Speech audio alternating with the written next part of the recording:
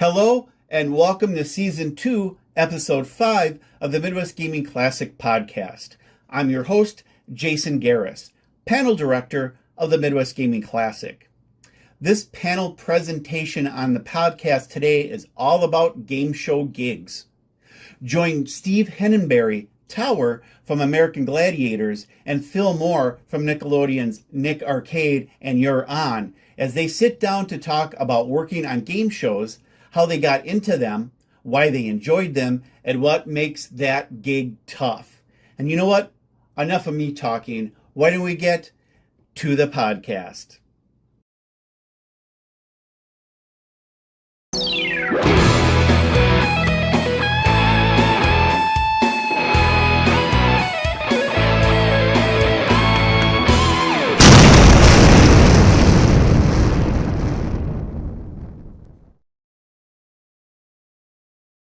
So hi everyone. We're gonna get started. Phil may join us in progress, the host of Nick Arcade. But we have Steve here, Steve Henneberry, who is Tower from American Gladiators. Who's a fan of American Gladiators? Hands up. Oh yeah. All right, we got some fans out there. Thank you. Steve, how are you? I'm doing well, thank you. How's all my gamers out there today? You guys having fun? Okay, random question. Yeah, we are ready, and Gladiator is ready as well.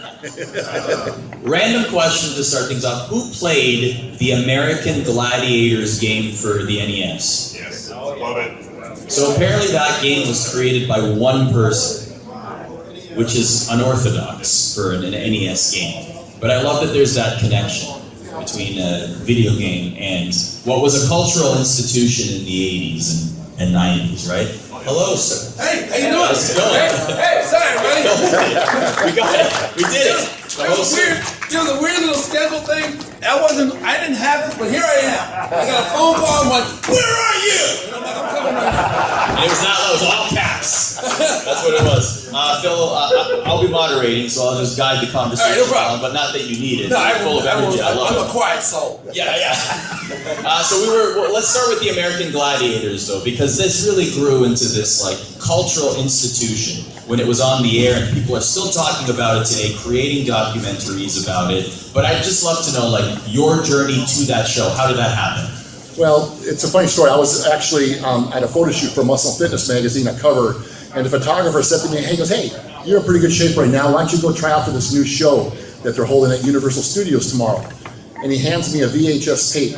So for those of you who are old, you understand what a VHS tape is. Yes. And I remember going home. Round of applause for VHS tapes. Let's go.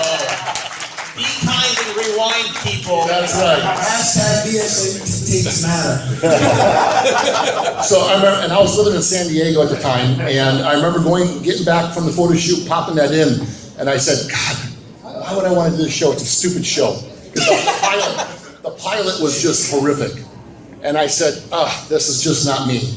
But did it look any different? Like what you watched, was it different than what we know it to be? Oh yeah. Oh, okay, so it's a lot different. A lot different.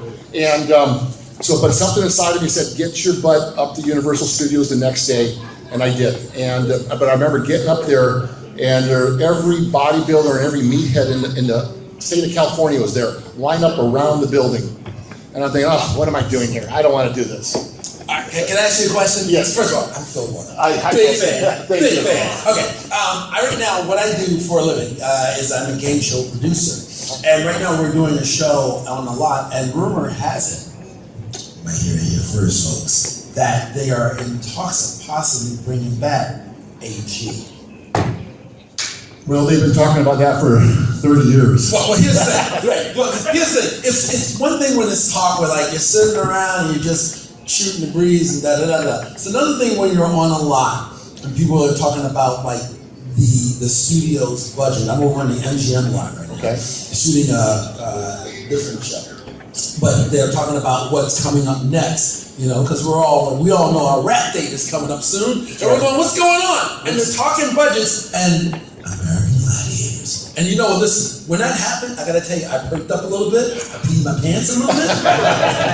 Because that was exciting. I love the show, and having worked at Nickelodeon, I always pissed off everybody by calling Guts American Gladiators for Kids. Because it was. It was, yeah.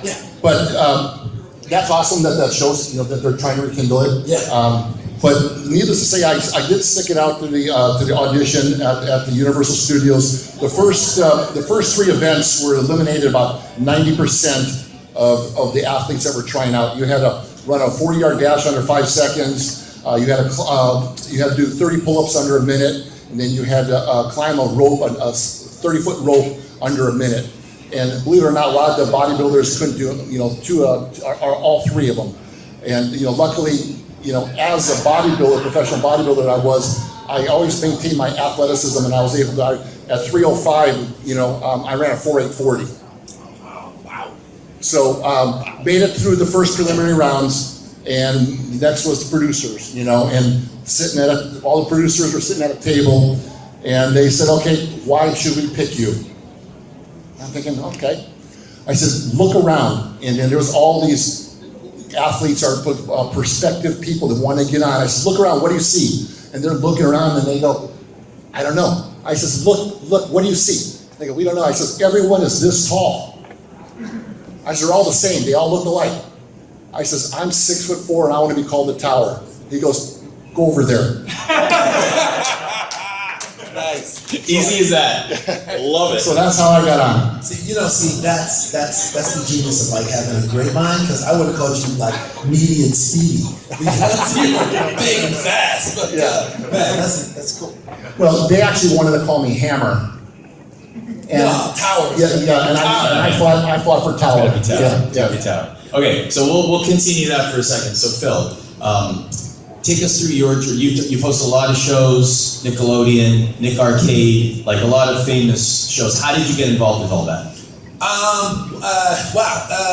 Honestly, just an audition. But the genesis of the audition, look, I didn't want to do this for a living. It's amazing that I do this. I went to school, majored in something else, got a job, made my parents proud, and then stopped and said, I'm going to give this up with a 401k and benefits to go do stand-up comedy in a funky bar in Florida for $50 a night.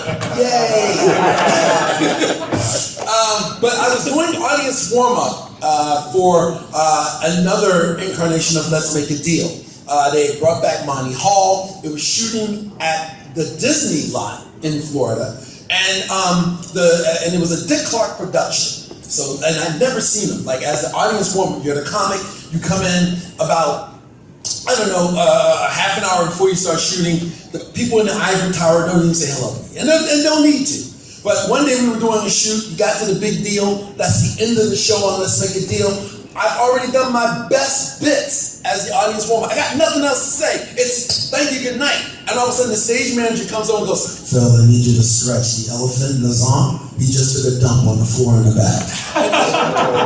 So all of a sudden, as an elephant would. Right. And so I all of a sudden had to stretch and fill time while they cleaned up the mess. And when we got done, I was panicking. I got nothing else to say. But apparently I did something right, and everybody was fine. We got back to shooting, but before we started rolling, Dick Clark came down, and I never met him. I've been working on the show now for 5 months. He comes down, and I'm told to introduce him. I'm like, oh my God. So there he is in the corner, little short man, black hair, and I introduce him, and as I walk away and hand him the mic, he grabs my arm and goes, hold on a second.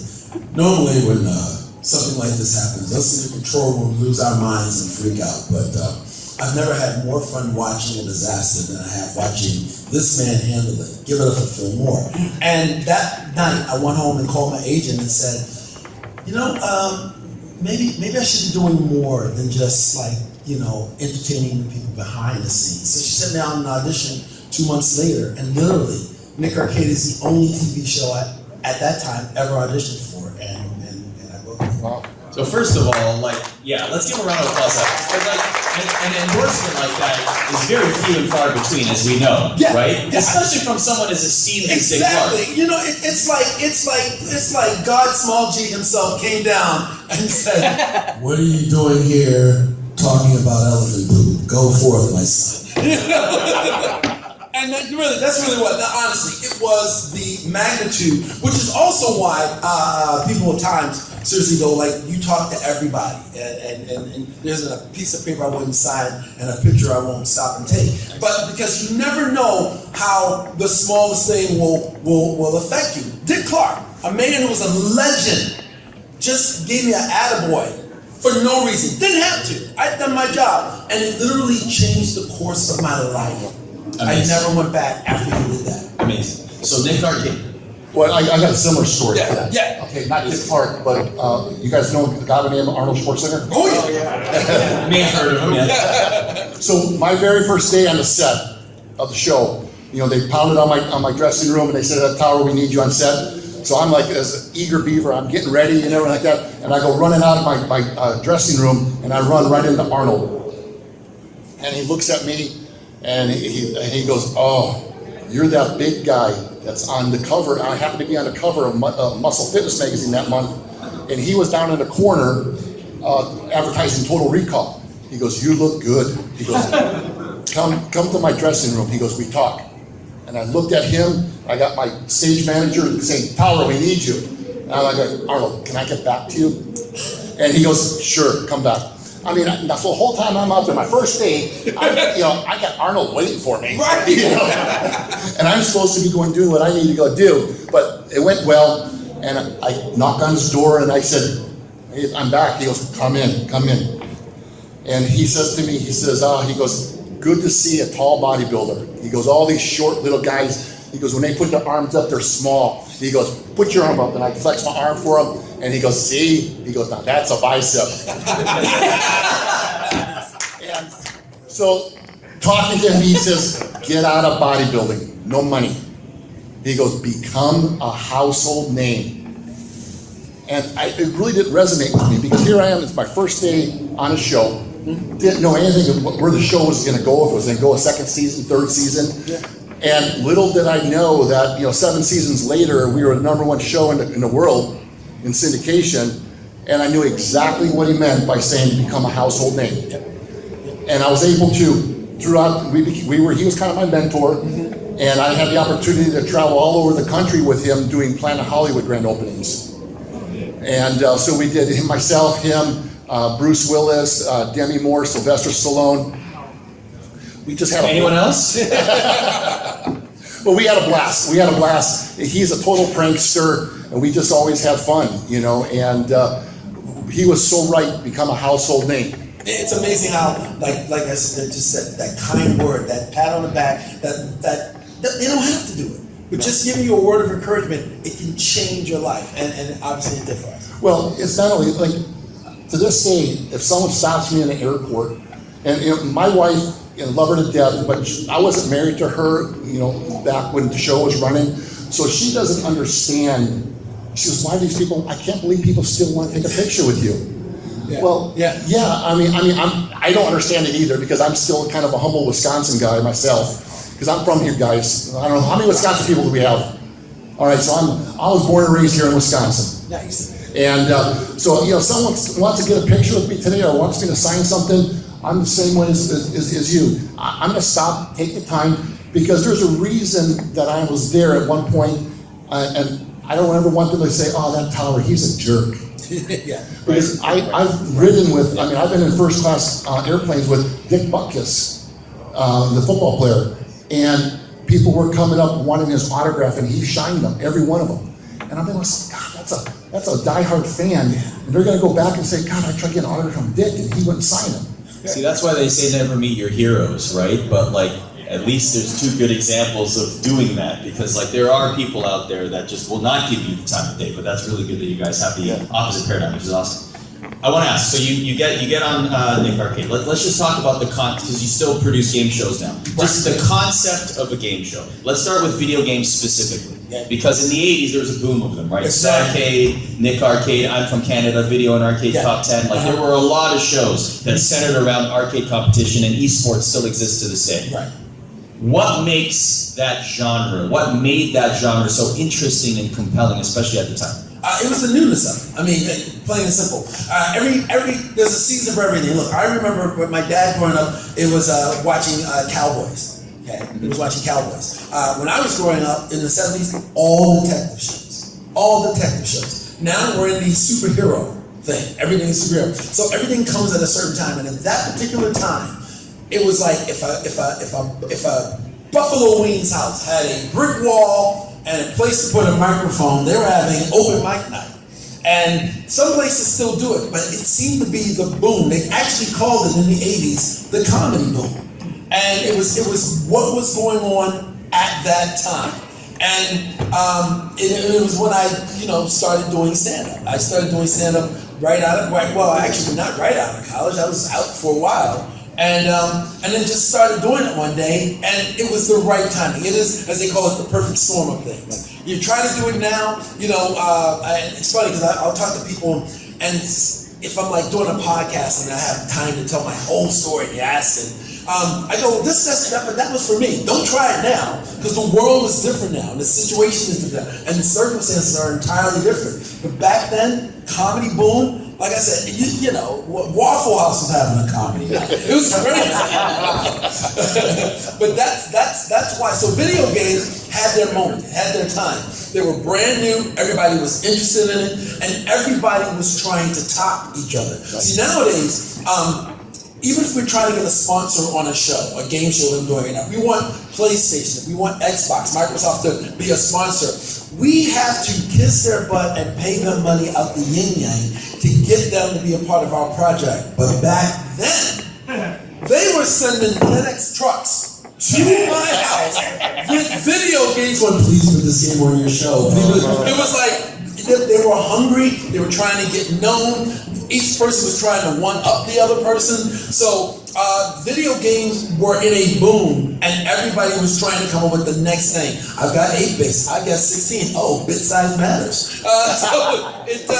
It was a moment in time that that companies were really trying to get it out there. And like I said, they weren't asking you for money. They were giving you stuff for free. Yep. Yeah. Well, that was one thing that Arnold said to me too. He goes, the more famous you get, the less you'll have to buy, and you can afford it to buy it. You can afford it, but you'll get it for free. Yep. And then when I first was starting out, I was just thrilled that Reebok was my sponsor, and they were giving me free shoes. I didn't have to buy shoes. I had them. I got the pumps. Remember the pumps? I used to come out before we shot, so I wore the Reebok pumps. And so I used to come out before I do an event, and I get down on my one knee and I go to, hold on, I'm gonna pump up. And then I hit it, and I go. Reebok loved it. Let me tell you, Reebok, we had Reebok, we had British Knights, I had shoes galore. Yeah. All of it, and I'm not kidding, listen, for you video game aholics out here, like I am not joking, it would be a Saturday morning sitting at the house, ex-wife and the baby in the back, the doorbell rings, it's UPS, it's FedEx, and I'm thinking you have A-Box? No, they have prototype stuff. We got stuff that you couldn't buy yet, asking us to put on. That's actually what we did with Sonic the Hedgehog 2. We had Sonic the Hedgehog 2 on the show before you could buy it. Because of all the games, that's the one the executive said, oh, let's give this a try. Yeah. But they were giving us stuff that you couldn't buy.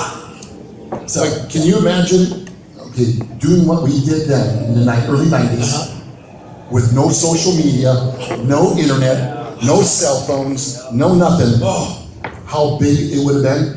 Because for those of you, how many of you guys watched Muscles of Mayhem documentary on Netflix? Has anyone seen it? All right, a few of you. Really good.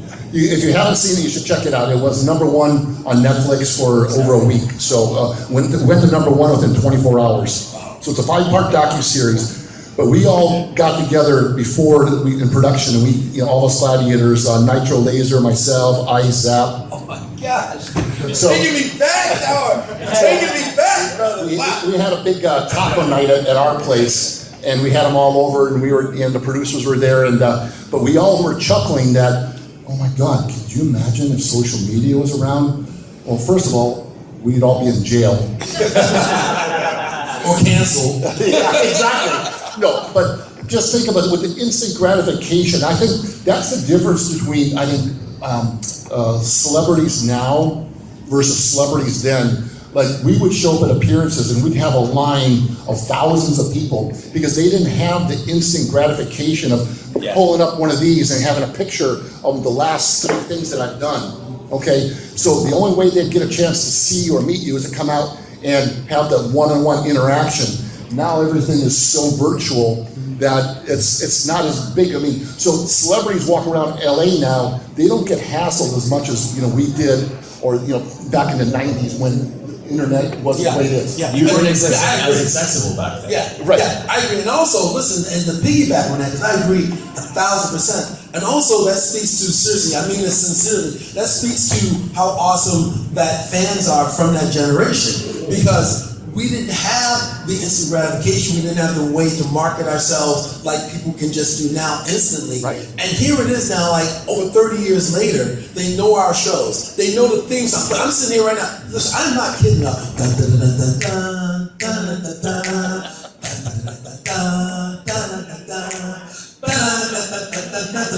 fan! Like over 30 years, man.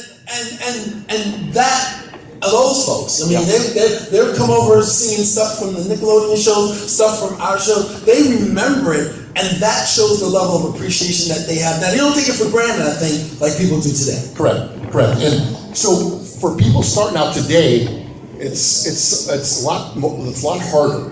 It really is. I mean, in my opinion. Yeah. I mean, we did it because I was just thrilled to have a gig. I really was, and when you guys watch the documentary, it's going to lay out, how bad they treated us as athletes, entertainers, performers, the producers, how bad. I mean, the 5th season, I had a compound fracture on my wrist. My bone was sticking out, okay? And the executive producers come back, and the trainer's working on me, and he says, you need to suck this up or you don't get paid. So that's the level that, this was my big gig for the year, and I was counting on the residuals, I was counting on personal appearances, I was counting on all the stuff that came after the fact, and if I wasn't getting paid, I wasn't on the show, my stock value went down. So, it's just a little bit different then than it is now. Now it's just a quick fix. I mean, I can make a post right now of this room right now, and 70-some thousand people will see on my Instagram. That fast. Yeah. That fast. Back then, I mean, there was no internet. Yeah. So it's There was dial-up after a while. Oh God! And then someone picks up the phone downstairs. Mom, come on! But then a phone call come in and like, hey! I was in the middle Hold of on a the second. What, in your opinion, why was American Gladiators so successful? Well, I think the biggest success of the show, it was the first of its kind. It was the first reality-based athletic competition that ever hit the air. Okay, there's been a lot of shows trying to knock it off. American Ninja Warrior. I mean, it's a cool show, cool concept. The Rock had one out that was called the Titan Games. Titan Games. They tried recreating the Gladiators. It only lasted one season, and they totally went off the theme. They were just stuck to the basics. We all, as the original Gladiators, it took us years to develop our characters. I mean, for those of you who know the characters, like Nitro, he was the asshole. That was the character that he developed. Laser was just a headbutting guy from Montana. And Ice she was cold as ice. But it just didn't happen overnight. When they recreated the show, I think it was in 2007, they had all these characters coming out, howling and crawling on the ground, trying to have this already a following of their characters, and no one who said, "What the hell is this guy doing?" Howling like a wolf, because his name was Wolf. And it's like, it just doesn't happen overnight. So the success of our show, I think it was just because it was us putting our heart and soul into our characters and creating over years our persona, our image. Crazy that it resonates even decades later. Just unbelievable. Yeah. Phil, what makes a good game show?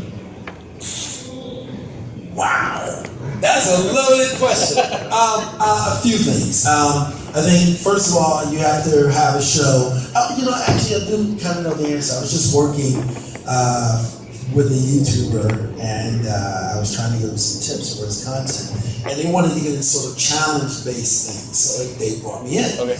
And I think the thing that makes a great game show is that you've got to be entertained with whatever's going on, regardless of if the people win or not. That is where I think a lot of shows now are gimmicky, and they're, I've been in the meetings, I've been in the studio, I've listened to, 5'2" sweet women yell at me like this guy, big and yelling, because they're going, we gotta get somebody to win, or else we're not gonna be on. But I always go, look, when you watch something like Family Feud, if they don't get the $20,000, if they don't win the car, you're still entertained. When you watched American Gladiators, if they didn't make it, if no one won, if the Gladiators came out ahead, if the combatants came out ahead, you were still entertained. Wheel of Fortune. Oh, gee, you didn't get the $65,000, but I was still entertained. I think that is the key, no matter what's going on inside. And then the second thing is viewer playability. Viewer playability. My mother's favorite game show in the world is Wheel of Fortune. Loves it to death. From home. I took her to a taping in LA where she can't go. It's a W! Hated it. Literally, she's like, I've taken her to the Price is Right. She and my cousin got her on stage. I've taken her to a bunch of game shows. She loves game shows. Some people in their family want their children to be doctors or lawyers. The fact that her son is a game show producer and former game show host, you would think that I was the president. I took her to a taping of Wheel of Fortune. She loves to play along. She loves to yell at the screen. She loves to yell at them. And folks here that watch Nick Arcade, these grown-ups used to tell me when they were 12 and 13 years old, they'd be sitting at home going, that kid is so stupid! That's what it is. So it's got to be, the content has to be good enough so that you are entertained whether or not the contestants win or not. And number two, the audience at home has to be able to play along. And to kind of piggyback on that as well, Phil, is our show, the David and Goliath effect, you actually got people rooting for the underdog, the little guys. Yep. And that was cool too, because again, it was the interaction of people rooting for the gladiators at home and also the contestants at home. Yep. And when we did a 152 city tour, that was grueling. Brutal. And I don't know if you've ever been on a road from stop to stop to stop. We've done a couple of tours, 42 city tour, not quite as many, but still. But you weren't physically performing. Like we went 4 days in a row and a day off. We weren't physically performing, but sometimes we had to climb the acro crag. So, it's interesting. These people would come up to us and say, "Oh my gosh, we set up a gladiator obstacle course in our backyard to practice for this." So they were entertained and participated at home. Yep. But that's the cool thing. See, that's a great point about the David and Goliath, because some of my favorite memories of watching American Gladiators is seeing the puny guy somehow winning in the joust against this giant behemoth. I never lost. It rarely happens. I was definitely not against Tower, that's for sure. I was 150-0 in joust. Wow. Never lost? Never lost. Never came close? Came close once to, I don't know if you guys remember Two Scoops? Oh yeah, 2 Scoops. Okay, Two Scoops was the only guy that got me going sideways, but I knew enough to keep my feet on the platform before his feet left the platform. That was the only one where that I came close going, oh shit. What was it? Rumor has it that the 2 Scoops percentage is still rising to this very day. Really? It's probably at like 9,000,000,000% right now. Yeah. What were your favorite events to do and your least favorite events to do? Well, my least favorite event was the wall, the rock wall, because the laws of at 300 pounds, the laws of gravity just aren't in my favor. Yeah. So, for those of you who remember the rock wall, the contestants got a 10-second head start to get going. So I was always hoping to get a contestant that wasn't very good. So I would come up and I'd bang the wall really hard and jump, and I'd be able to I wouldn't have to go up the wall. I'd be able to pull them off before they got up high enough. The other one was the sky track, where you the upside down. That hurt to watch. It was brutal. They didn't have a harness big enough for me. And so I felt like I was going to come out of it, upside down. So I despise that one. But Powerball is probably my favorite because it's just a head-banging event. That's the event that pretty much all of us got hurt on the most. Oh, wow. I broke my nose twice in that show. I got 44 stitches in my forehead. Turbo went down with a horrific knee injury, but that was just no pads, football tackle, and I hated to lose in that game. So it was like headbanging. Wow. I gotta tell you, if you notice too, and I have, because I produce game shows now, is there's some piece of American Gladiators that shows up in every physical competition out there.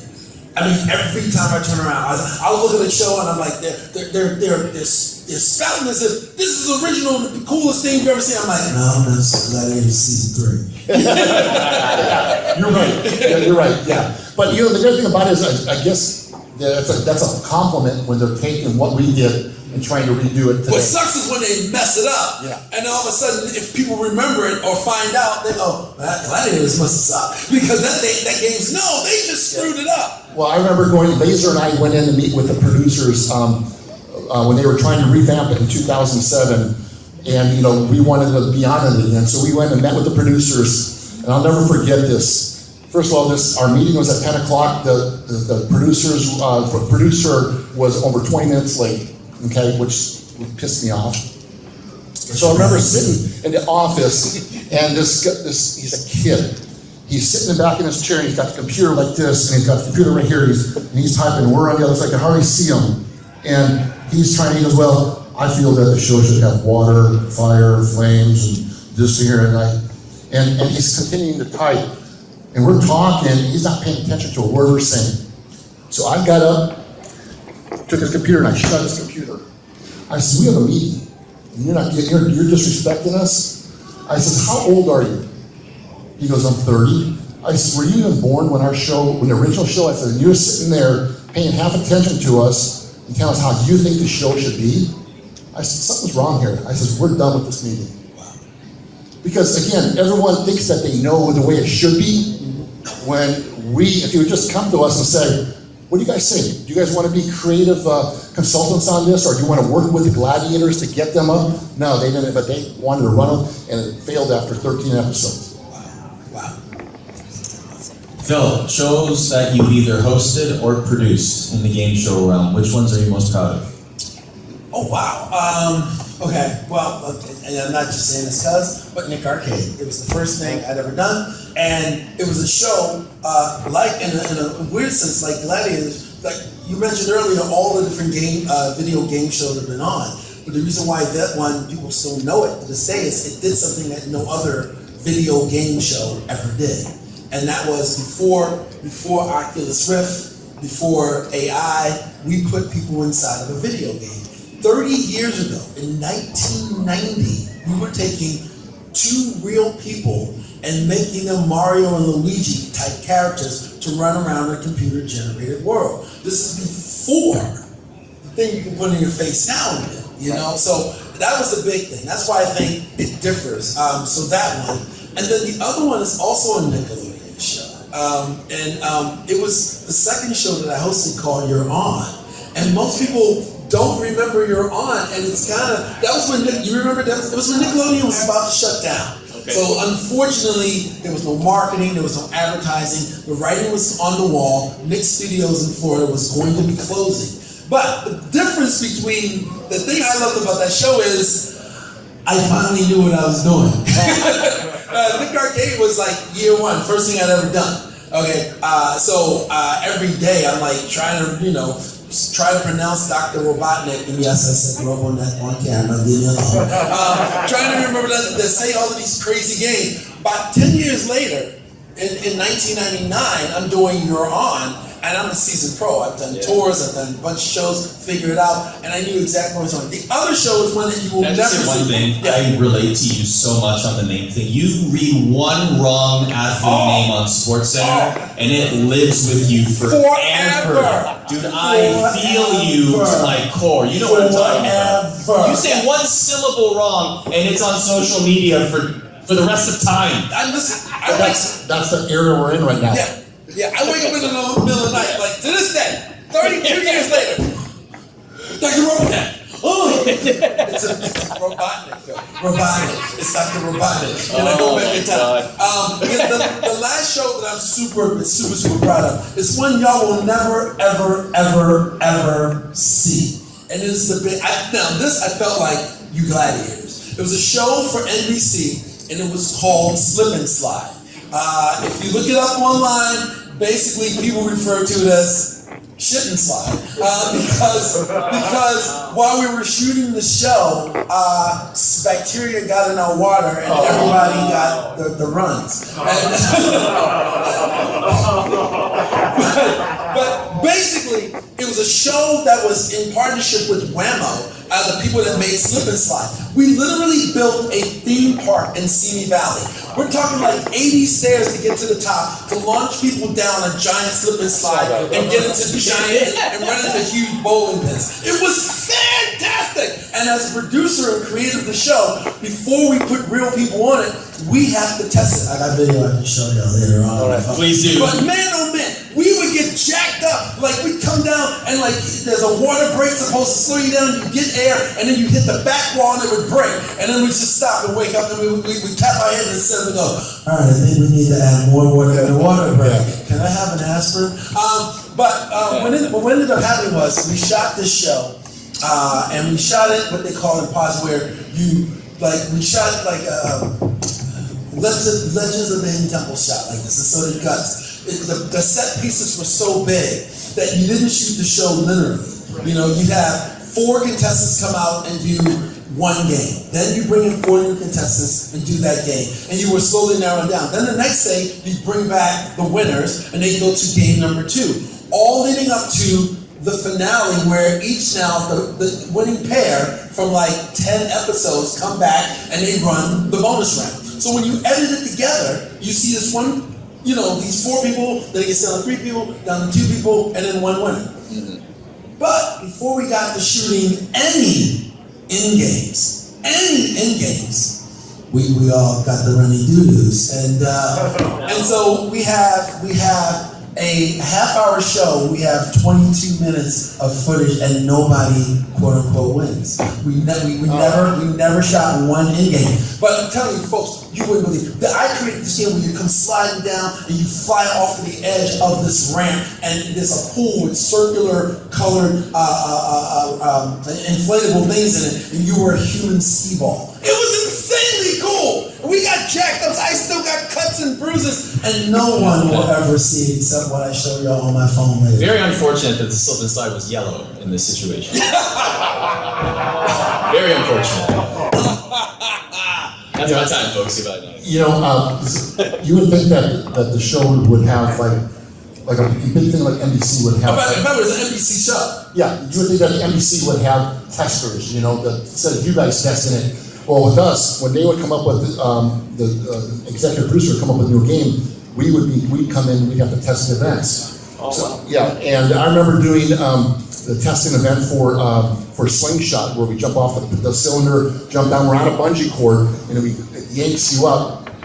And I remember, so we got our bungee people there, and I'm up on the platform. I said, "You sure you got enough bungees on here for me?" "Oh yeah, we got enough bungees." So there I go, I jump. And I go straight to the floor. Oh! Straight to the floor. I look up at this guy and says, "Wasn't enough, was it?" So we got some like stories. So again, that was all the fun stuff that, you know, I remember testing Hang Tough, where we did the rings. Testing that. And I remember they just had the mats underneath us. It wasn't official mats. And I remember dropping down. I love Hang Tough, by the way. That was a lot of fun. And I remember dropping down and hitting right between where the mats came together, and they were on rollers, and they split, and I went all the way down to the concrete floor and landed, and I had to sit on a donut for like 4 weeks because I bruised my tailbone. You know, so those are the things that, you know, I look back and I chuckle about it, but you would think that they would have like crash dummies. No, the producers of my show, we were the crash dummies. Yeah, before we bring in people to test it, we had to workshop. Yeah. Who's got questions in the audience? I want to take the rest of the time to whatever questions you guys got. There's one right here. Yeah, so before I put my question, not only do I didn't see too many episodes you were on, but I actually, they were shooting it when I in the 90s had a chance to visit the Nickelodeon studios in Orlando and were on vacation there. So actually, they were like filming it right when we were going through. Oh, wow. Yeah. So that was kind of neat thing there. But I know Nickelodeon had a tendency, especially in like the 80s and 90s, with a few exceptions, to just sort of end the show after 2 or 3 seasons, even if it was really popular. Include their games. So basically, you weren't like, you can't do that on television or Double Dare. Right. It was pretty tendency. I assume that was also a situation with Nick Arcade. They decided they had enough of it after a while, or Well, yes, you're right. Number one, the weird thing about children's network is your audience is always changing. You grow out of it, and then a new people get old enough to start watching it. So as soon as you lose, I'm just making an arbitrary number. As soon as you lose 10,000 viewers, 10,000 new discover the remote control, and so your audience is always turning over. So that's the one reason why they had a limited amount of shows. They didn't really need to have to keep feeding the same audience because our audience always outgrew us, and another audience grew into us. Okay, that's number one. And number two, with Nick Arcade, the one thing that was unique, and maybe, I don't want to say, this isn't the right word, but to its detriment is, it's a show that couldn't be evergreen. And by that meaning, you watch Double Dare, and aside from the haircuts and the British Knights and the ColecoVision they give away, you wouldn't know necessarily that the show wasn't shot 10 years ago. However, when you watch a show and it's 8-bit Mario or ActRaiser or something like that, you know that's an old show. And so that's another thing. The show itself, by virtue of the games we had on it, dated it. alright. Sorry, you first, and then you. Yes, Steve. What was your training regimen like back in the day? Well, it really hasn't changed much. I mean, I'm actually training right now for the Masters Mr. America, which will be next July. Not this coming July, but next July. But my training regimen then, when we're pre-season or pre-filming, I would do more of the stretching and stuff so I didn't pull a muscle. More core exercises, got away from lifting heavy, because again, when you lift heavy, it weakens your tendons and ligaments. So I did more endurance training back then. And then we always stayed Laser and I were always on a competition diet as far as bodybuilding competition. 2.5 grams of protein per pound of body weight. And we always kept that in tune. Wow. So this one is also for Tower. So during your run on AG, who would you say were the most memorable contenders you went up against? During the run on when? AG. Oh, yeah, okay. Two Scoops is very memorable. Also, there was a chiropractor, doctor from down in San Clemente, dark hair guy. A guy you would look at, just looked like an average guy. And he just, he was one of these athletes who was just a gifted athlete. And God, what is his name? I don't remember, but he was good. And then we had this rodeo guy that was awesome. And I mean, he was a bull rider. So this guy was just tougher than all get out. And he was one of those like the Ever-Ready bunnies. I mean, we knocked the crap out of him, and he just got right back up. I mean, he is getting the crap knocked out of him by bulls. So I guess Exactly. Literal Yeah. bulls. This question's for Phil. I remember you said FedEx and UPS were sending you all these prototype games. At the start of each round of Big Arcade, they would have the face-off game, so who would get control of Mikey. Were those face-off games or prototypes that they would send you, or are those games that were made by the show for the show? Made by the show for the show. Okay. Here's the weird thing. Nick Arcade is an interesting phenomenon, and again, seriously, the fans are why people still even know what it is. The show was so expensive because of technology being brand new, and they were doing something so innovative that you can't. I don't own a marketing picture of me standing on a set You know, everybody else has. There's Mike and Mo, there's Mark and Robin, there's Kurt with OMAT. There's none of me. Every picture is always blurred because I'm always moving. It's a screenshot. So it was like, what was your question? The games that you got sent. Oh yeah, the games. Okay, so in order to keep our costs down, they wanted to have the money go into two areas. Number one, the video games that we played in the video challenge, because those are the games that people had at home. So we wanted to relate to the people. We wanted to bring on average people to represent you, to play the games that you were playing at home. But then the big kick at the end was taking two people, put them inside a video game. So all the money went into that. So basically they had a couple of extremely talented guys who now work for Ubisoft, but they just came up with variations of different Pong games and stuff and running games for the opening games to save money somewhere. It's like either we do headshots for Phil or we have an opening game. They want for opening game.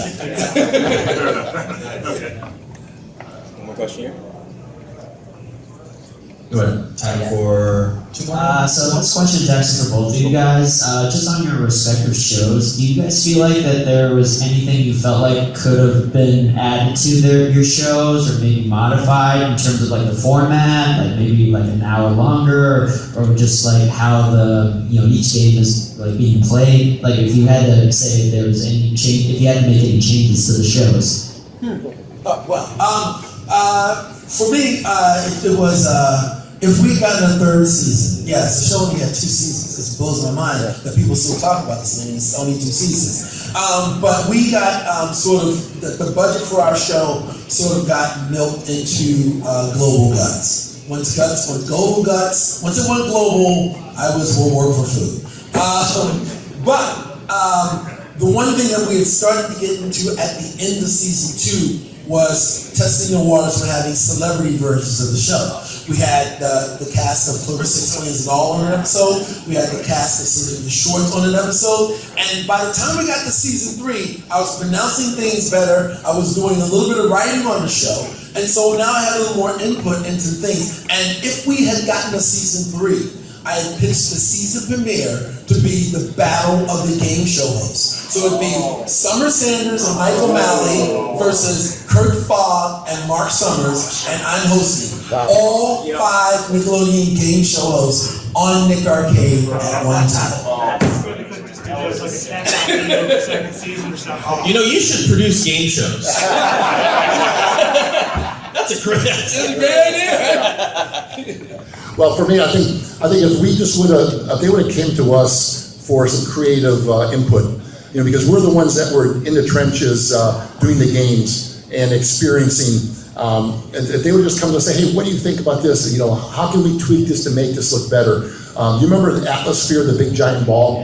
All right. So that ball was probably that was a dangerous event, because that ball, every time we collide, parts of the metal meshing would push inside, and we would cut our hands. I remember Gemini falling in there and getting like 22 stitches in his glute. So there was a lot of things that if we could have just helped give them some cautious things make it safer for us. Because again, they didn't care. They just didn't care about us. All right, big round of applause for our panelists. That was terrific. Thank you, guys. Before everybody goes, if you're willing to participate, I'd like to take a big group picture. That would be really cool. So let's go down there. If you can come up to the stage. Yeah, you know what? Let's do it. Come on. I want to do it too. We should take a selfie. If you don't mind, just stand and just come up. Everybody stand up. Oh, wait, you do it, then I'll do it too. Okay. Wait, promise. Oh, wait, I want them to see your shirt. Oh. There we go. Get over here. One, there we go. Yeah! All right, send me that picture. I'll go. All right, cool. Let's go down there, All right, and then we'll have him come up here. We'll take a picture. If you guys could just whoever's willing, just to stand with us. We'll go down there. Can you come up on the stage to take a picture of us? So I'll just I'll send it to you guys. Here.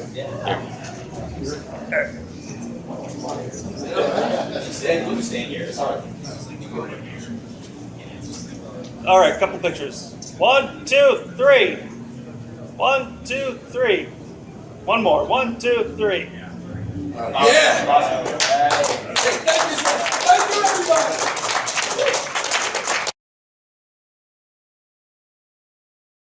And there you go. That's the end of this podcast episode featuring Steve Henneberry from American Gladiators and Phil Moore from Nickelodeon's Nick Arcade and You're On. I hope you enjoyed it as much as I did. And don't forget, please hit the subscribe button on YouTube and the like and love button basically on Spotify and on Apple Podcasts. And don't forget, every Thursday at 8 p.m., I stream these episodes live on Twitch. And until next time, take care, stay safe, and game on.